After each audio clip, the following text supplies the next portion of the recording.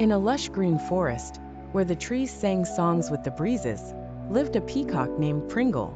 Pringle was renowned far and wide for his magnificent array of plumage. His feathers, shimmering with every color of the rainbow, were a sight to behold. Yet with such beauty came a hefty dose of pride. Now in the same part of the forest lived Tilda, a tortoise with a shell as simple as night without stars.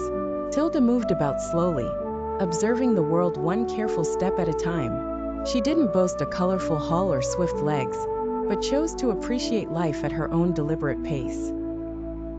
Pringle would often parade around the forest, preening his feathers for all to see. But he never missed a chance to mock Tilda for her dull shell and her slow demeanor. "Oh Tilda, do catch up," he'd call out with a teasing tone. "You must be missing so much splendor down there so close to the ground." Tilda, wise with years, only smiled gently and replied, "I see more than you know, Pringle, and I treasure every moment." One sunny afternoon, deciding to showcase his beautiful plumage to all, Pringle announced a grand dance party.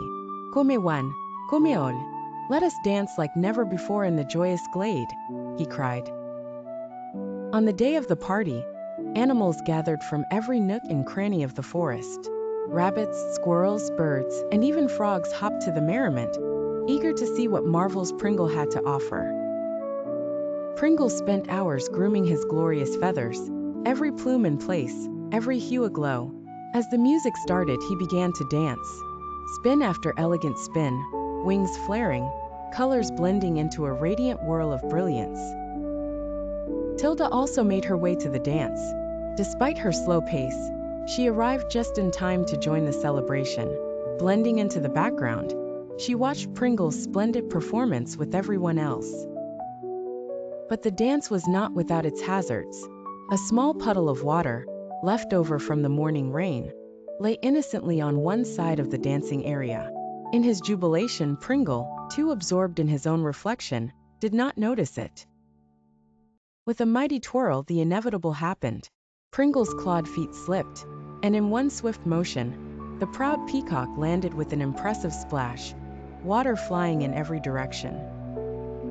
A hushed silence fell over the party, and then came the giggles, the laughter, and the amusement among the forest crowd. Under the shade, Tilda couldn't suppress a small chuckle herself. "Oh dear," she called out gently. "It seems even the most graceful of us must watch where we step or risk faltering." Pringle, humbled, rose and shook the water from his feathers. "Perhaps I've danced too close to the sun," he confessed, a newfound softness in his eyes. And so Pringle learned a valuable lesson that day. His dazzling feathers, though beautiful, were no protection against folly. From then on, he walked with a little less boast and a bit more care, respecting the ground he strutted upon.